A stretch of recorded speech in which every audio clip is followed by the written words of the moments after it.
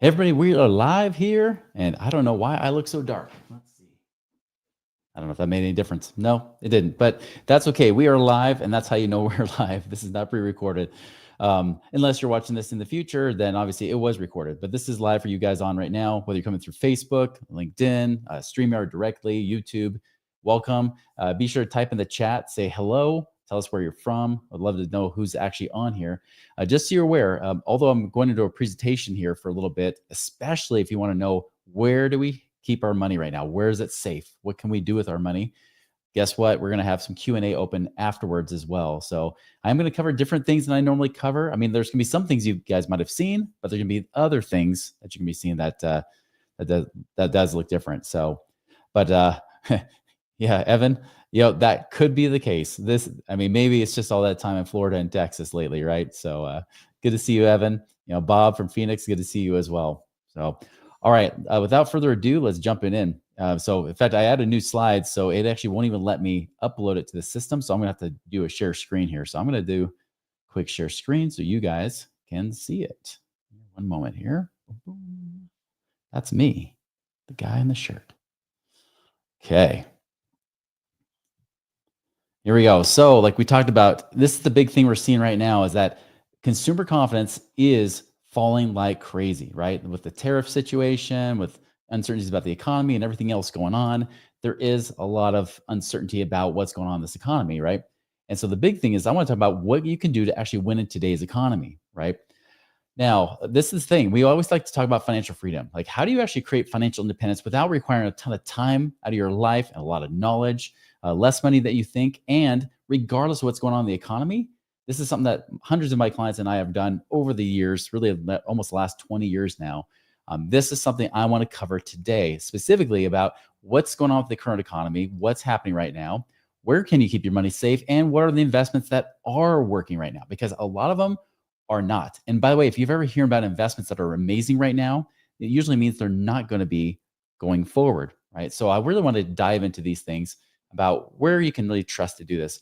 Hey, as a bonus, we're going to even offer like a passive income calculator you can try out for free at moneyripples.com. And by the way, if you ever have questions or anything that you need, we'll be referencing moneyripples.com quite a bit. There's more education there too.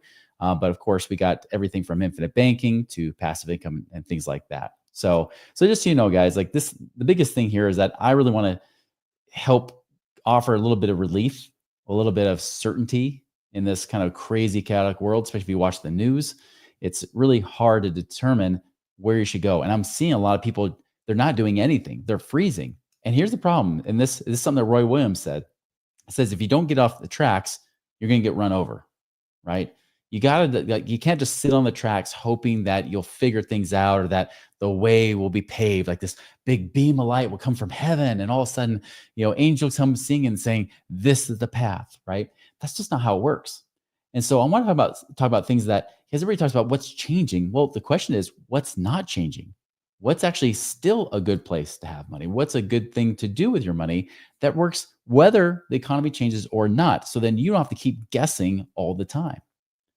Now, my inspiration, I've talked about this before with my dad, where my dad was the penny pinching saver, paid off all his debt. He was debt free, was stuffing money in his 401k. And when I became a financial advisor, back in almost 25 years ago now, I became a financial advisor. He was my inspiration to become one, because the one thing is that although he was doing all of those things, he would still say, Chris, I don't have the confidence. I think I'm going to work until I die. I think this job, in fact, the stress from this work I'm doing will literally kill me. Because by this point, by his 50s, he already had heart attacks and strokes. A lot of it stress related, some of it lifestyle related too. But obviously, this is tough on him. By the way, in this photo, he was actually just about 50 years old. So he was just almost the same age as I am now. And so, hey, Chris, your PowerPoint is not moving. Oh, it's not? See, yeah, this is why we need to have that. I know that's the issue. Well, you know what, guys? Too bad. You don't get it. So I appreciate it, Danielle. I appreciate you saying that, because I can't see the comments on here.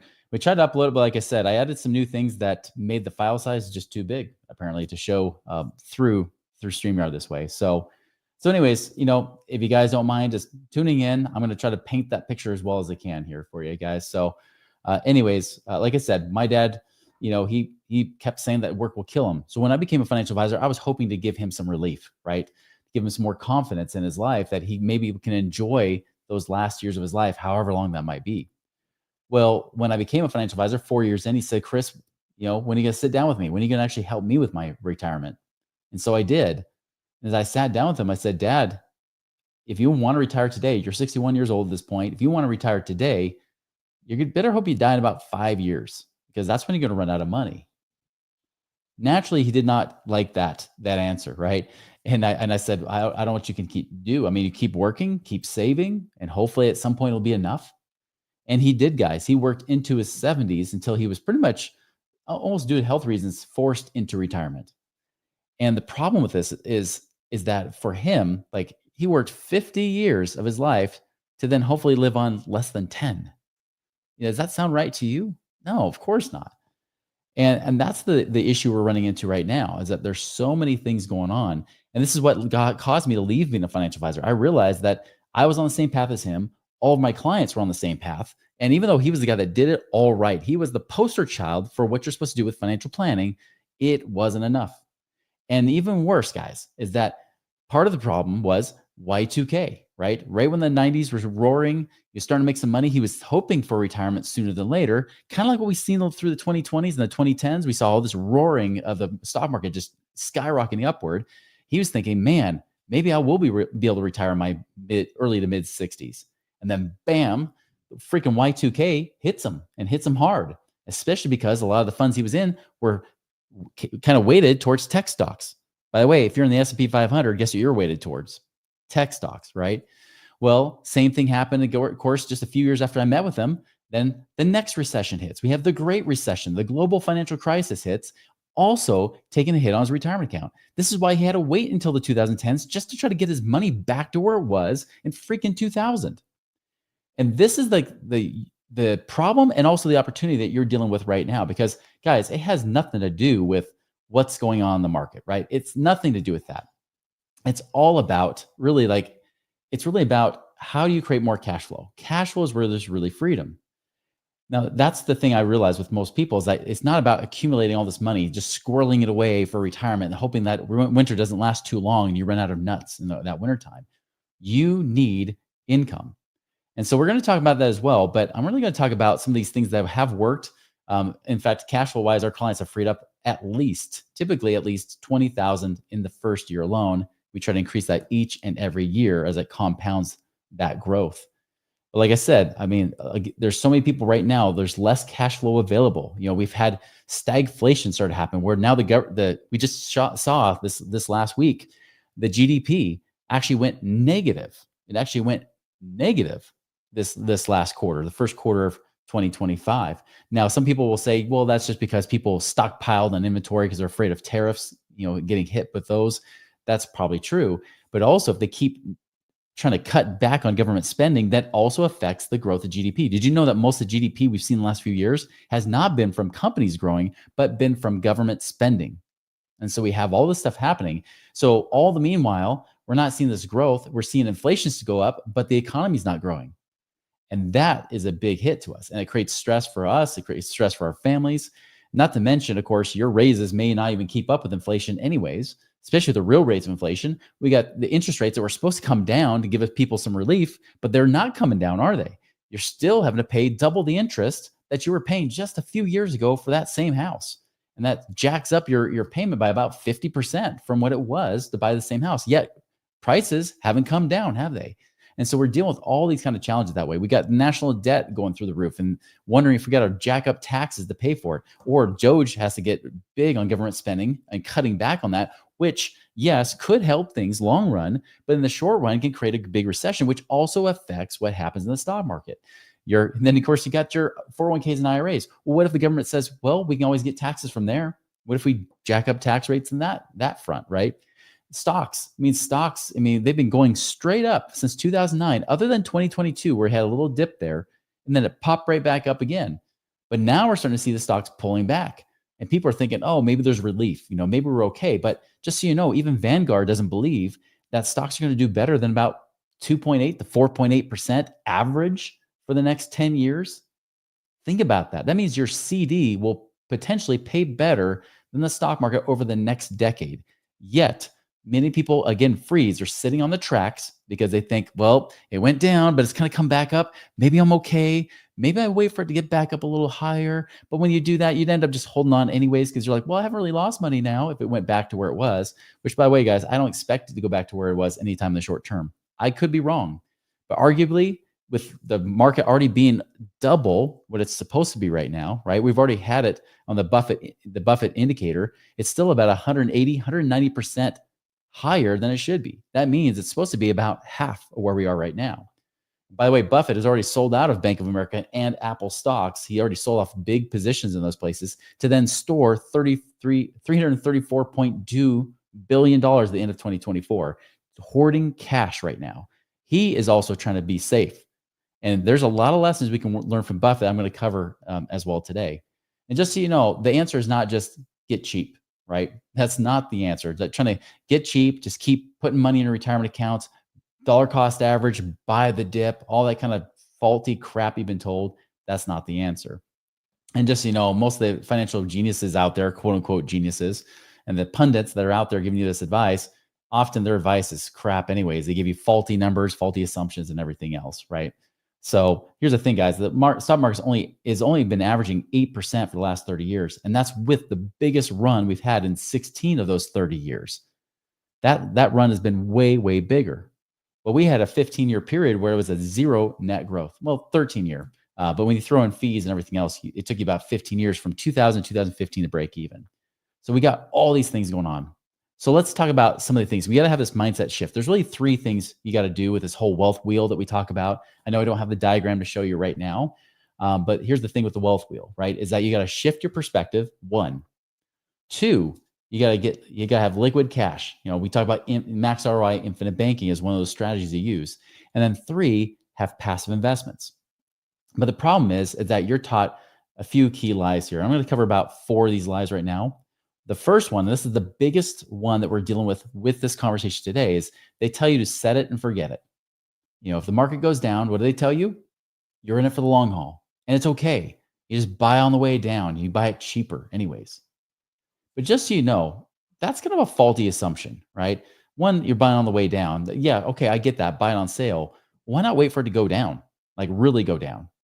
And then buy it all. Like buy a big lump sum at the bottom versus trying to do it at the top. Because guess what? Dollar cost averaging works great when it goes down, does not work well when it's going up. What has the stock market done for the last 15, 16 years? Since 2009, it's pretty much gone straight up. And what did they tell you to do? Keep buying.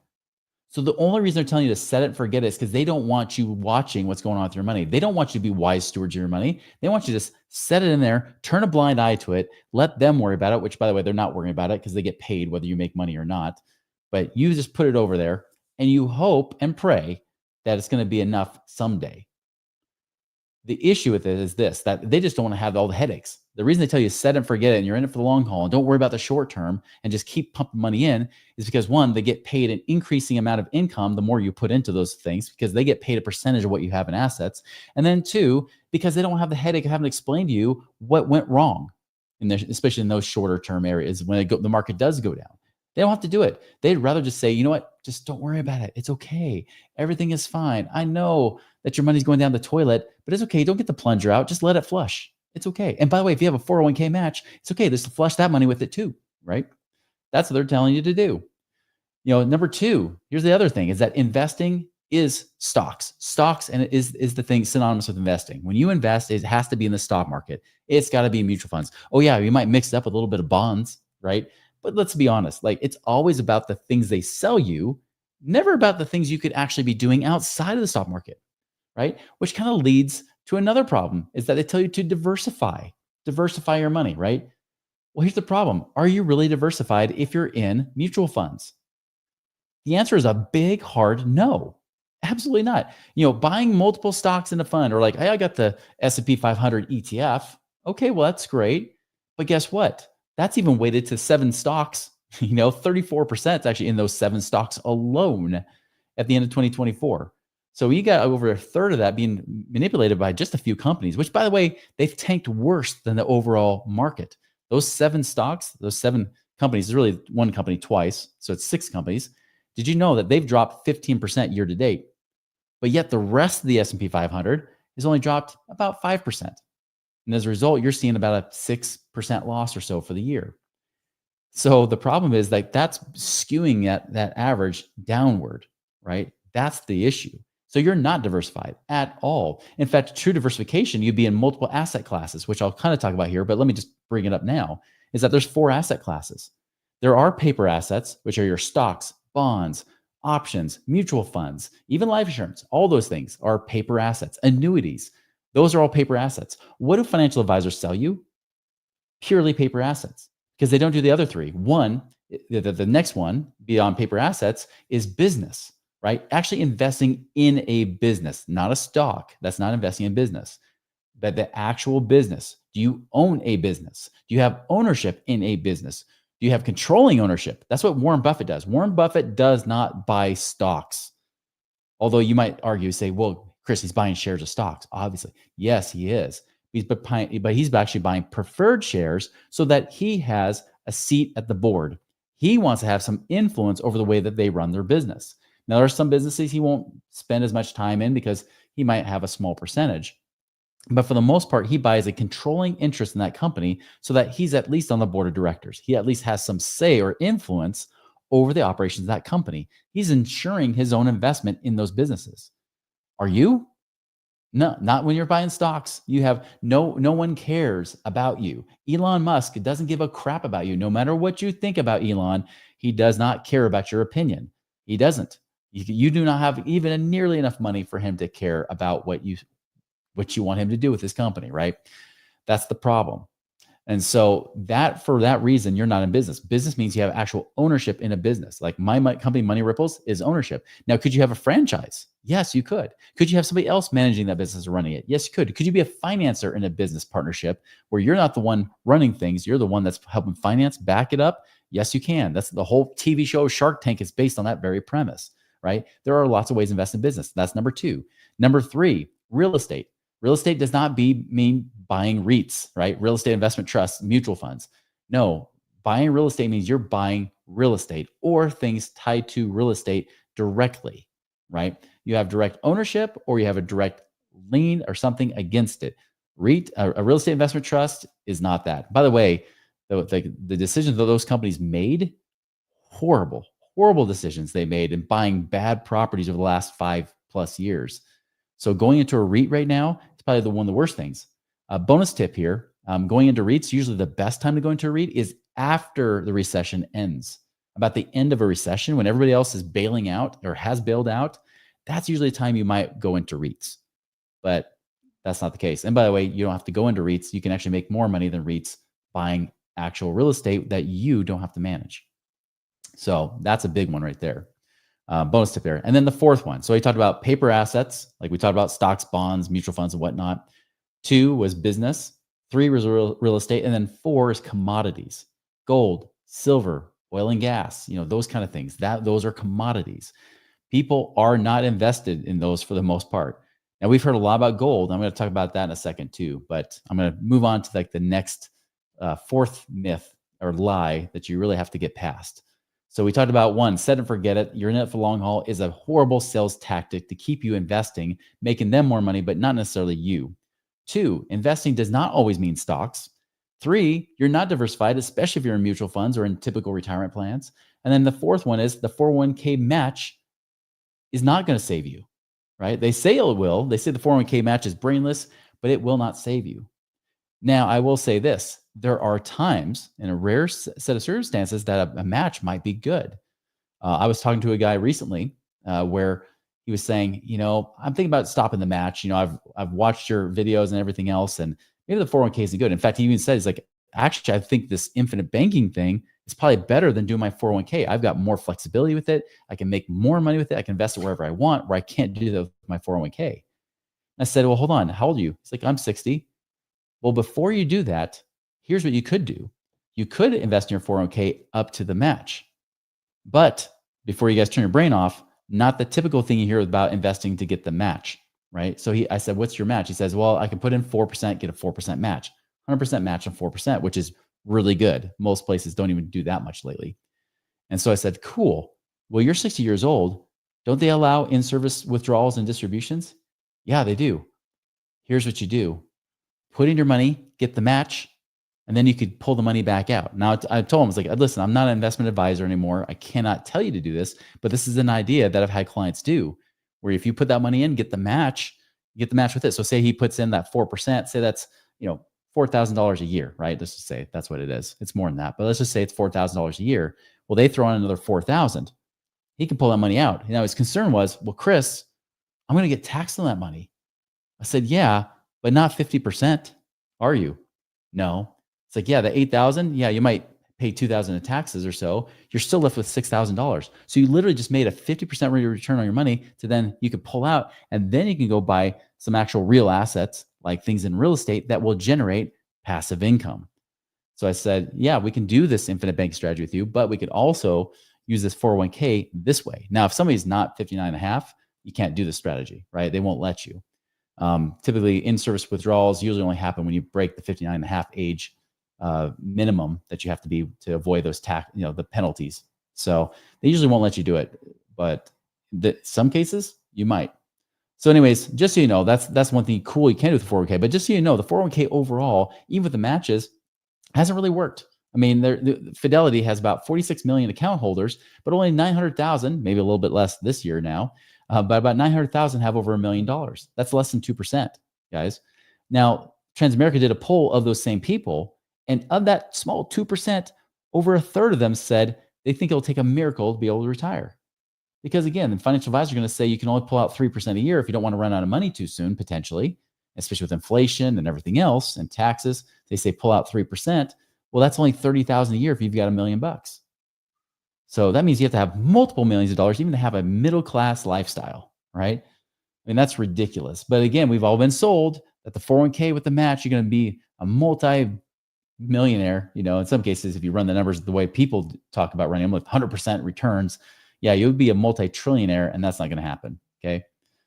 Just so you know, the average Xer has about 599,000 in their 401k. This is the average Generation Xer who's now in their retirement years, starting their retirement years right now, and they've been putting away for over 15 years. So that was the requirement. They had to take the Xers that have been saving in their retirement plans for at least 15 years, and still they have less than $600,000. That means if you pull off 3%, you have less than $18,000 a year for the average Xer. So, and just so you know, even if you get the match is not 100% return. The problem with the match is that when you actually combine them, apples to apples, and there's other videos I've done on this very topic. The thing is, Fidelity, to give you an example, their retirement funds usually underperform the stock market by over 2% a year. And that's before they take out hefty fees, because 401ks have the worst fees of all the kind of investments you have out there. And so when you have these hefty fees being pulled out, that means you might be underperforming the market by 3%. Well, guess what happens over the long term of getting a nice match on your money? It just gets you to make up for the bad performance of that fund. You just barely get up to where the S&P 500 does. In fact, in some cases, you even earn less money with the match than you do just investing on your own and not getting the match. So again, the whole 401k thing is just a big fallacy. People have relied on it forever because, one, the government loves it, that you're taking control of your own money and they don't have to worry about Social Security with you. Well, the truth is they still do, because everybody, even if they do save, still needs Social Security, just like my dad did. And then two, they also know that the financial companies love it because you set it and forget it. You lock it away in prison. You can't get to it unless you change jobs or get fired. And that's not a great option in many cases, right? So, by the way, I love it when people are in the process of changing jobs. It's like the perfect time to start strategizing what to do with that money. We had somebody who actually freed up $250,000 because the job laid her off. So bad that it laid her off, but that $250,000 now we can use to generate passive income. So it's been helping her to actually have some extra cash. Here's the thing, guys, like all these things you've been taught forever and it hasn't worked. If that's the case, shouldn't we just be doing something different? Why keep doing the same thing over and over and expecting a different result, which is the definition of insanity according to Einstein, right?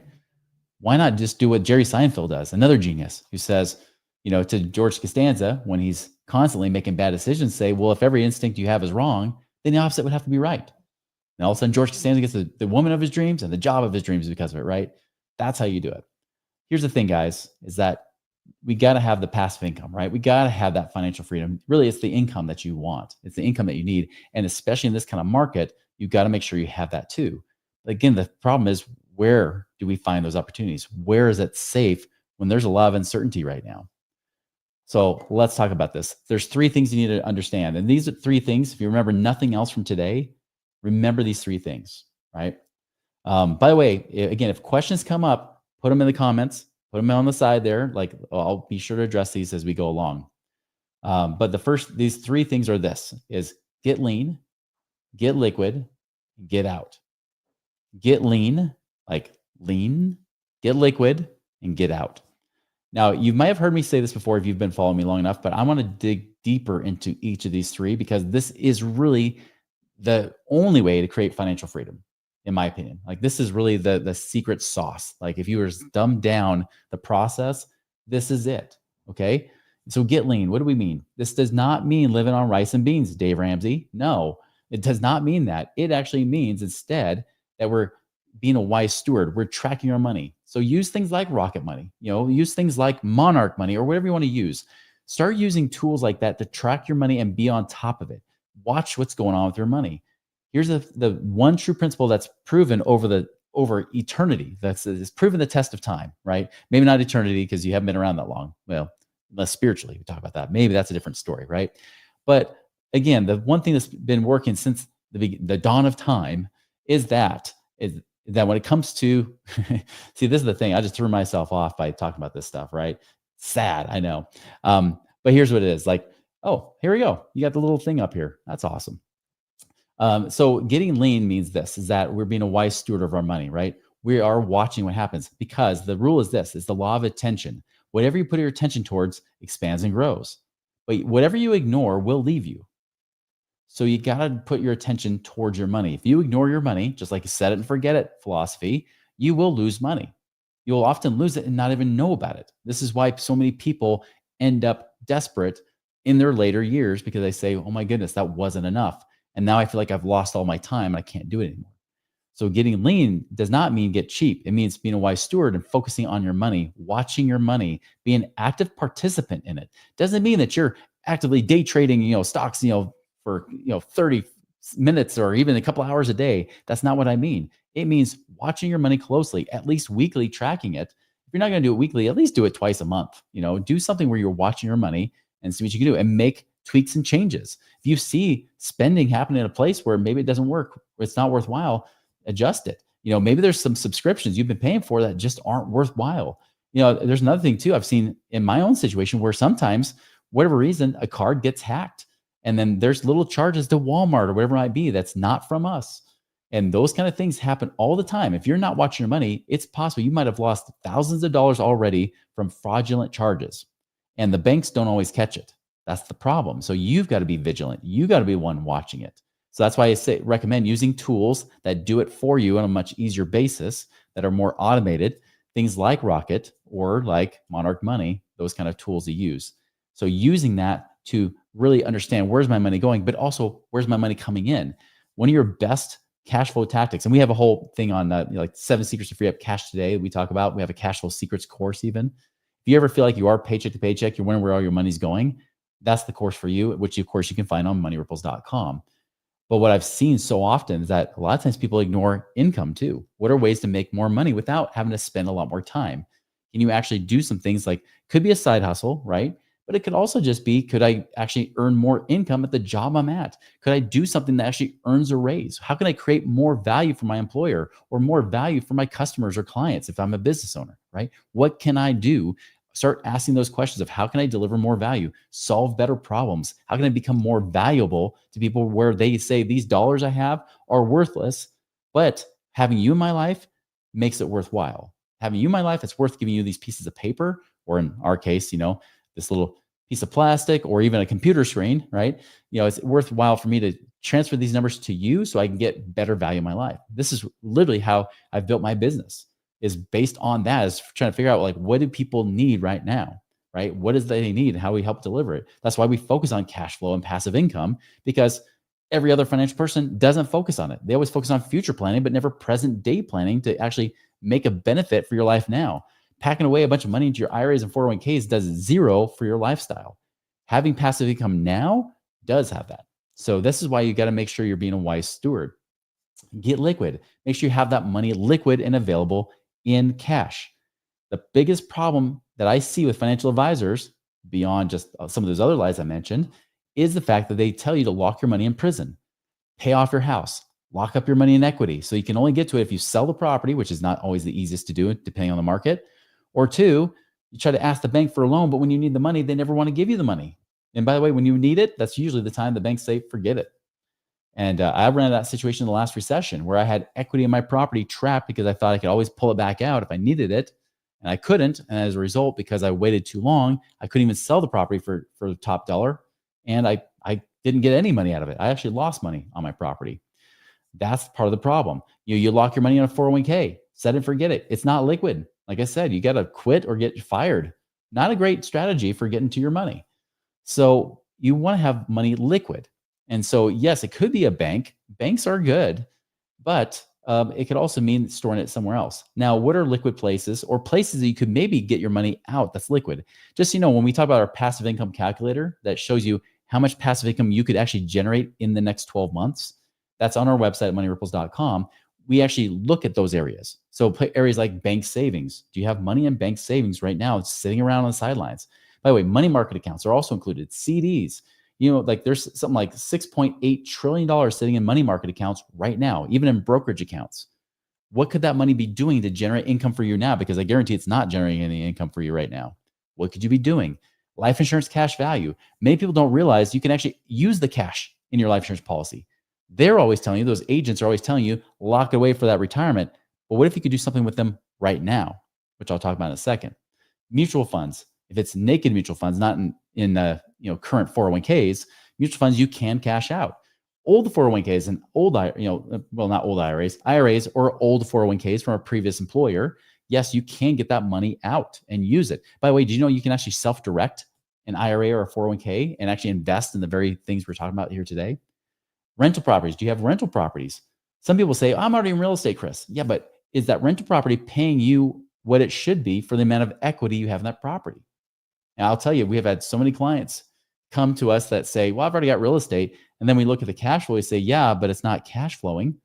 Just like I had a client that had 700,000 sitting in equity, making $200 a month net after he pays his mortgage payment. That's horrible. That's a 0.3% return on his equity. Where instead, when he cashed that money out, he goes and he puts it into like a bunch of different properties in Louisiana, starts cash flowing about $6,000 a month. But then as time went on over the last few years, he's now bumped it up now to over $100,000 a year because he's able to buy properties with that cash flow. So home rental properties, it could be equity there, just like there could be equity in your home. Could there be accessing equity in your home to use to invest as well? Some situations it does make sense. And here's the last one: gold, silver, or crypto. I have so many people are like holding on still to that crypto, right? Because it's got up to back to 90,000 or so. They're holding on to it. But what is the cash flow? What passive income are you actually earning from it? It's great to grow. And I'm not saying you sell it all, but I've had a lot of people have had an overwhelming amount of crypto or even gold. They're sitting on it saying, I got to keep it safe because you never know, the dollar's going to go to hell in a handbasket, that kind of thing. So guess what? I'm sorry to break it to you. The dollar is not going away anytime soon.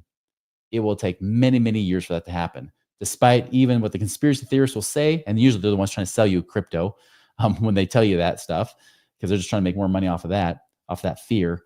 It's not happening anytime soon. And so a lot of these people will lock their money away. I had one guy had over 100 grand in gold, but at the same time, he also had a bunch of credit cards. I was like, dude, pay off these credit cards. You'll free up a few thousand a month. Do that. It's like, oh, but I got to hold on to the gold. By the way, he held on to that gold. The gold prices didn't go up for several years while he was hanging on to it because he thought it was the place they'd be. Yeah, we'll talk about that in a second too with the gold.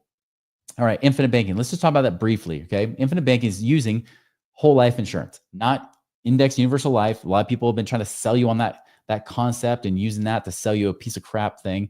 I used to sell those things 20 years ago. They're not good, and they're definitely not very liquid, especially they got surrender fees. They have increasing costs, and if the market goes down, even though if it's indexed, it might have a floor, still because the costs are coming out, you could actually lose money in those, especially as you get older.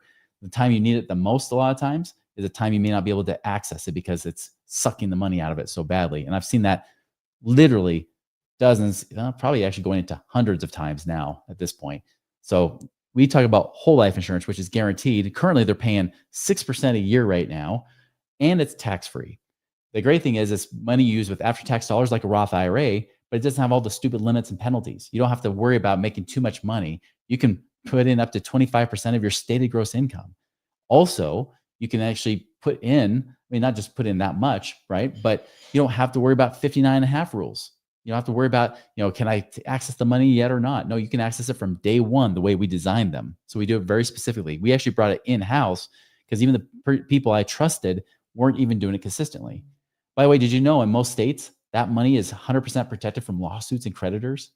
So if you get sued and somebody wins, this is one of the only places you can store your money where they cannot get to it, even if they have really a right or entitlement to your money. They could put a lien on your property. They could actually pull money directly right out of your bank savings account, and you can't say anything about it. They can liquidate almost anything, mutual funds, you name it. IRAs, they can pull it out there, but they cannot touch your life insurance money. You could literally store millions of dollars here and not have it touched by anyone. And of course, if you do it right, even the IRS, because it's tax free, right? Just so you know, by the way, side note, if you don't pay the IRS your tax bill, they can get to it. They're the only ones that can, if you decide not to pay your tax bills. The other thing too, like I said, it's safer than the bank. They have better protections. They're not as risky as banks are. So they actually fail less than banks do. And of course, you have access to cash today. This is a big thing for some of you, and for many of you, a lot of people are actually realizing more and more, I've got to have one of these. And so we do have a whole section on infinite banking you can learn more about on our website, moneyripples.com. But let's get into the next one. That was about getting liquid, right? So we talked about get lean, get liquid. Now let's get that money out. How do we create compounding income, not worrying about compounding interest? Now, many times people will say like, okay, well, I'm trying to grow my money. I'm using the stock market. Well, I'll tell you this. This is the one thing that you cannot compete. Like stock markets cannot compete with real estate. And specifically, if I'm buying physical real estate. To give you an example, I bought a property exactly as of this month, 7 years ago. I bought a property in Tennessee, $32,000 down payment. Now, that $32,000 down payment was able to buy me about $130,000 property, right? And that was after closing costs. I'm including closing costs in this too, by the way. So that was $32,000 with closing costs. Now, if I had put my money in the market, May of 2018, if I put that money in the market, stock market, the SP 500 specifically, I would have almost double my money. I would be a little bit less. I would have made about a 90% rate of return. Not bad, right? My $32,000 would have become $61,000. However, on my property, because I was putting a down payment on this, one, I was cash flowing very nicely. In fact, my cash flow right now is over $8,000 a year after all expenses are paid. So I'm cash flowing income of over $8,000 a year. Think about it. If I would have had 12 of these, which would have been, if I bought them and they were all doing the same thing, not saying that they all vary, of course, some are better, some are worse at different moments and different times in different situations. But if I had 12 of these, I could have 100,000 a year. I mean, you do the math, it's like $400,000 to make 100,000 a year after 7 years is pretty dang good. And that's tax. That's like, not quite tax-free. It's tax advantage in the sense that all or most of it is not being taxed, right? Very little of that money is actually being taxed. I can't say that with my my IRAs, that's for sure. Yeah, I could have. Well, I wouldn't be able to dump in 32,000 into a Roth anyways because they wouldn't let me. It's too much, right?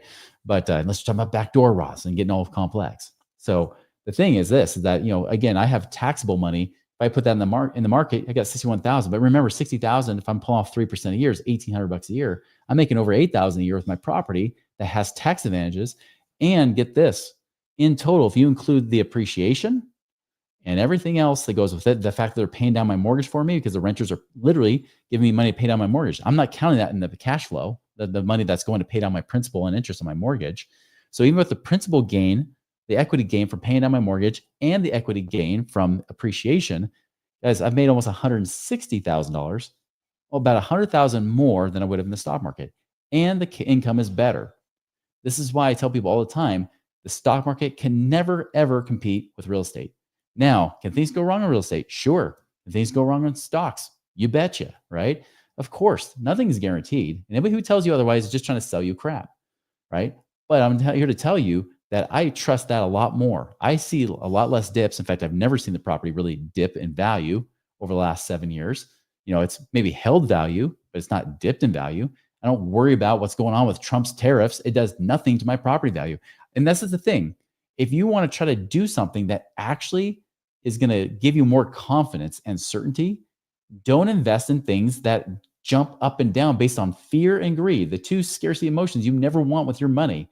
That's what's going on in the stock market. And it's happening so fast with all this, really the AI bots are doing the trading now. Like now there's not even humans doing most of the trades. 90% are literally done like within milliseconds from like actual automation, right? That's what's doing all the trades right now. It's not you. It's not a human being doing it. It's literally machines doing the trading. To me, I mean, I'm not saying that stocks are never placed for it, but you got to admit, I mean, that's something that's pretty risky to be in, right? And it has a lot of volatility. That's why people want to forget about it, because they're scared about it. And when does forgetting about anything work? I mean, if you forget about your health, you're not going to be healthier. You forget about your marriage, you're not going to stay married. So why would you do that with your money? All right, so I'm going on a little bit of a soapbox, but it's true. I mean, this is why I do that. And by the way, even at lower ends, I mean, I don't have to buy a property too. There are a lot of ways to do this. Now, I mentioned I was going to talk about gold. Gold is becoming a hot topic lately because gold has, more than doubled in price in the last year or so. So of course, people are talking about gold, gold, gold, gold, gold. I would say this. Now, once everybody starts talking about something, that's usually not the best place to be. Now, I'm not saying don't buy gold, right? Again, I'm not giving investment advice anyways. But what I am saying is the reason everybody's talking about gold is because of the money that was already made, right? And so, yes, there could still be money made in it. It's just like crypto. When everybody was talking about crypto, that's the time that crypto usually tops out and then drops, right? When everybody starts talking about stocks as being the only place to go, especially for the retirement, that's that some point people are going to be in denial. I believe we're in a denial phase right now before you start to see it going down worse and worse, to the point where people start panicking and having fear. And that's when you see the market go fast. We saw a little sliver of it, but it went so far, it went down so quickly, so fast. It's just too fast for the balance. And so it has to pop back up to take a breath before it takes the plunge again. I actually really believe we're in a down market in the stock market right now. With gold, I don't know if we're in a down market, but I wouldn't expect a whole lot of growth like what we just saw the last year or so. Now, one thing you might look at it instead would be silver. Silver is one of those things where right now, like as of today, May 2nd of 2025, silver is 100 times less than gold. Usually it's about an 80-to-1 ratio. Usually it's 80 times less, which means either one, gold's going to go down in price, or two, silver's going to go up in price to bring it back into the right balance again. That's something to maybe look into. Again, I buy the physical stuff. I don't trust the, buying the ETFs and whatnot, because those are not always perfectly correlated with the real thing. But that's definitely something I say. But coming back to the original point I had about gold, right, and silver and crypto, is that again, is it paying for cash flow? Is it creating cash flow for you? And so, where we have clients that we're consulting with, a lot of times they'll ask about gold or silver. We'll probably say, you know what, if you haven't got to the point where you have enough passive income to make you financially independent and or financially free, even beyond paying for all your monthly bills and even more than that, if you're not at that point, you might just buy a minimal amount, maybe to protect the cash you have sitting on the sidelines. That might be it. But don't go heavy into that kind of stuff until maybe you've got so much money now, you have so much cash flow and passive income coming in, you're saying, now we're focused on building my wealth. Now investing in commodities like that can be good. Oil and gas is one of those commodities. By the way, oil has dropped significantly. It may not pop up immediately, but that's something that you might start to see come back up maybe in about a year or so. Passive investments. So let's talk about those. What are some other things you can do besides just buying a rental, like what you saw me do? By the way, that rental I had a property manager. I don't manage it at all. I don't deal with any of the issues. It's completely hands-off investing for me that way. So that's one type. You could also lend your money to real estate investors, lending that money to them so that they can actually go and use the money to do a fix and flip, right? Or they might go use that money to literally rent it out and do some things with it, but maybe they want to do a cash out refinance and do something with it later. Lots of ways. Some people turn them into short-term rentals or whatnot. So either way, you can actually lend your money like you're the bank. Lend it to them. And often you'll see that you can lend to them in double digits, like 10+%. And the great thing is, if they don't pay you, just like the bank, if you don't pay your mortgage payment, what happens with the bank? They take it. They foreclose on you. You can do the same thing with notes. I'll tell you, lending in notes right now is still, the last few years have been great if you do the right types of due diligence or you're with the right people that are doing those kind of things. So that's why a lot of times we talk to our clients and be very careful about who they pick. Funds. Now, we're not talking about mutual funds. We're talking about there's funds that you could diversify. If you don't want to be in like an individual note, for example, there might be a debt fund where they invest in several different investments at the same time. It could all be debt. It could be equity. It could be things in like apartment buildings. It could actually, that's where you get apartment syndications in an individual deal, but it might just be investing in a bunch of things, where it could be commercial properties, or it could be into car wash businesses or whatnot. By the way, you can invest in those individually, or it could be part of a fund that you're also in too. I mentioned self-storage. Self-storage is one that tends to be recession resistant. They haven't been as good lately, but I think you might start to see self-storage make a comeback if we really do move deeper into recession, especially if people have to start downsizing. You start hearing people start to sell their properties, try to get the equity out, trying to downsize. You might see self-storage become a bigger thing. Oil and gas is another great way to be able to make money. Now, like I said, the prices have come down. People aren't making as big cash flow in this space. Is this really the place to be? It could be good. It might be a good place to diversify if you want more commodities. But I'll just say this is that, don't expect huge cash flow gains like you'll get maybe from lending your money out, as an example. You can do partnerships. There are a lot of different business partnerships you can be in. It could be an actual business. It could actually be in things that are based in real estate. I have my partnership in raw land in partnership where we split, I basically finance it all, but they do all the work. I love that part, by the way, because I get to let them do what they're good at, and I get to just put my money in and make the cash flow. And so I've been able to make good money doing that. So let's bring this all together, right? And I'm going to kind of bring this to a close right now and open up for questions for you guys. So bring this all together. I had one client in particular where they came to us, they had a bunch of money in stocks, and they said, you know what? We got to diversify out of this. I'm afraid that these stocks are going to come crashing down.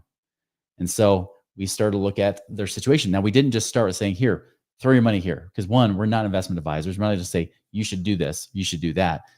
But we did say, let's talk about your financial situation and make it better. Let's see what we can do about cash flow.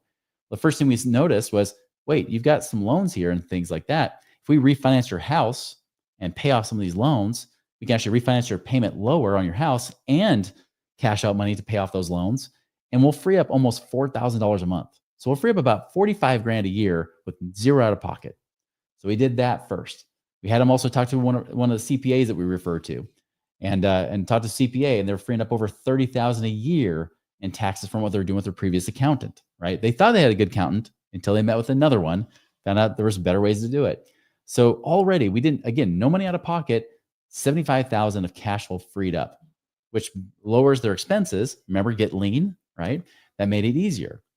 Now we also wanted to try to get them liquid. They had a rental property that was basically no cash flow every month. It was breaking even, but it had over 200,000, almost $250,000 of equity.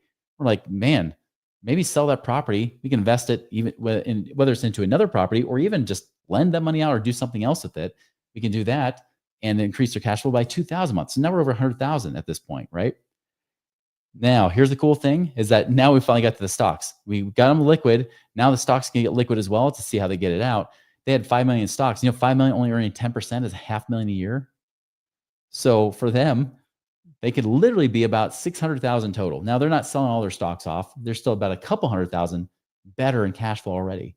By the way, we just had a client where he had $8 million that we said, hey, if you even liquidated that money that you had in 8 million sitting in different investments in cash, making 10% would make you 800,000 a year. He did the passive income calculator. It was literally almost $900,000 that he could be making the first year. Can you imagine that? I mean, that would be awesome. That means within a few years, he could be breaking over $1 million of passive income a year. Huge. You don't have to have that much. I mean, I had another guy who only had $250,000 in mutual funds, cashed that out, bought some properties. And now it's been 6 years. It was 2019. He started working with us. Now he's already about almost 4,000 a month. His goal is getting to 5,000 a month. And again, he just did that with $250,000. And here's the cool thing, because when the economy goes south, and this is why I want to focus on this situation for a little bit, the economy goes south, there's a lot of uncertainty, right? A lot of things happening. He was in a particular profession, an industry that had shut down a lot. It shut down during 2020, and it shut down again in 2023 for about half the year. So he was actually jobless for a good chunk of his time. Guess what was the thing that protected him during that time? It wasn't Social Security. It wasn't unemployment. No, it was passive income. He had the passive income still coming in. And we had still some liquid savings too that he had as an emergency fund that allowed him to weather that storm so that he was able to get through those 2 storms in the last 5 years. I believe a storm's coming. I really do, and I know that you got to protect yourself. Don't try to become like my dad, right? Don't get this situation where you think you're just about to get there and then bam, you get slapped, with the market doing a downturn. Then you have to procrastinate, retiring for 10, 15 plus years. That's not the way to go. That's definitely not the way to be. You can take control of your finances now, but it requires you to do something about it today. You can't just sit on the tracks and expect not to get run over. You will. You've got to do something to do that. So your next step is, especially if you got cash that you're wondering what to do with, do the passive income calculator at moneyripples.com. If you have questions for us, there's a contact form. You can even ask us questions at moneyripples.com. If you want to look more at infinite banking, you're like, hey, I want to save, but save in somewhere else where it's liquid and I can get to it and invest with it and even make money in 2 places at once, which is something you can kind of do with that. Cool. That's something you can check out at moneyripples.com. So, all right, I'm going to open this up for questions. Those of you guys are on live, you get the benefit of asking these questions live right now. And just so you're aware, type them in now because it takes about a minute for it to pop up on my end to see it. So do that. Now, if you're watching the recording, feel free to also actually just go and type the question in as well in the comments. I'll actually answer those in the comments as well. So be sure to go ahead and put those questions in there. So what are the questions you guys have? What is it that you feel like you need covered still? By the way, I'm going to put up that for those that want to know the direct link to that calculator. Here it is. While I'm waiting for this question to come in. So basically, moneyripples.com/passive-income-calculator, right? So, okay, perfect. All right, so we had somebody come in from Instagram that said, should I be putting money in my 401k at all right now? Again, like, can I legally tell you to invest in 401ks and IRAs? The answer is no. But just like I mentioned earlier, the conversation with the guy that actually is at retirement age right now, he was realizing, he's like, wait a minute, why am I putting money in this 401k? What if that money drops? Even if you get the company match, guess what? That match just drops with it, right? You get double the money, but you also get double the loss with it too. And so should you be putting money in 401k at all? I personally don't know if you should. I don't know if it's even a wise idea to do it at all. For most of our clients, once they realize that the 401k doesn't perform well anyways, right? Because think about it, like I just mentioned this earlier, I didn't have the numbers to show you, but because the performance is so bad in those 401k funds and the costs are so high, the match just makes up for the bad performance and higher costs. That's all it does. You could literally be investing on your own and probably make just about as much as getting 100% match from your employer. I know that sounds crazy, but the reason it sounds crazy is because people aren't talking about this because they've bought in and they haven't really done the math. When you really look at the reality, look at the real numbers, like I started to do when I was a financial advisor, it blew up my entire belief. I thought the 401k was the place. And then I realized it wasn't. It was actually a scary, scary place to be.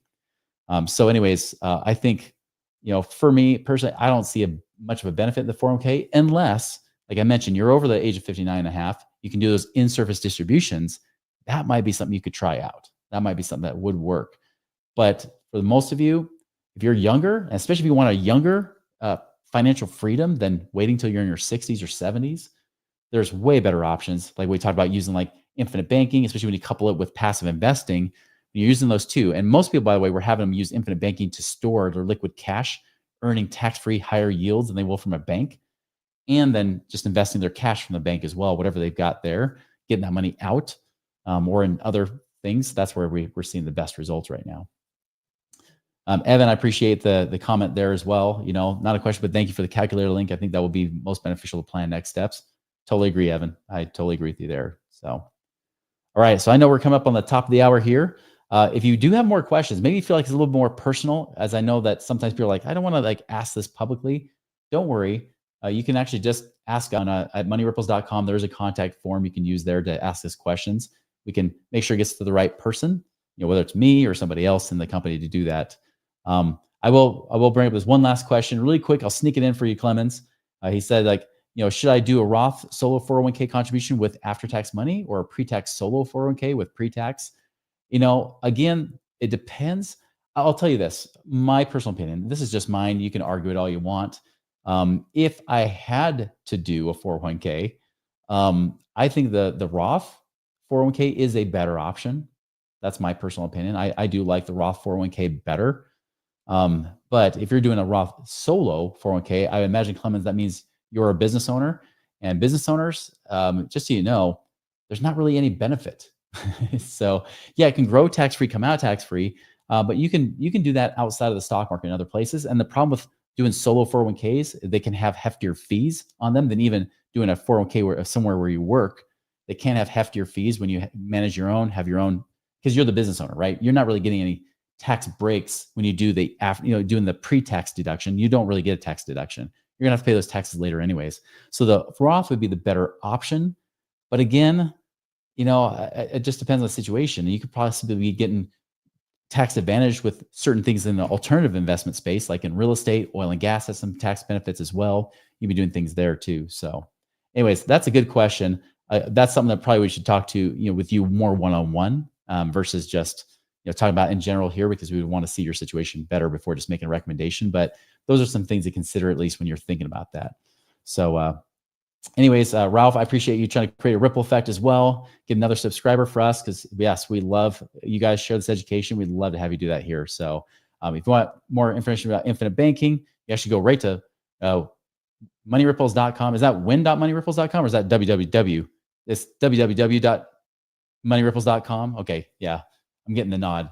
So yeah, so it's moneyripples.com/IBC-call. You can set that up there. So anyways, guys, appreciate your time here. Appreciate your participation. And again, I just want to make sure that when confidence is failing, the best thing to do is 1, get lean, 2, get liquid, 3, get that money out where you get passive investments. Make sure you're liquid in places that are safe, and then getting that money out to produce passive income for you, so that even if you get laid off, even if things do go to hell in a handbasket, you're still protected because you got multiple streams of income coming in. You're liquid with cash.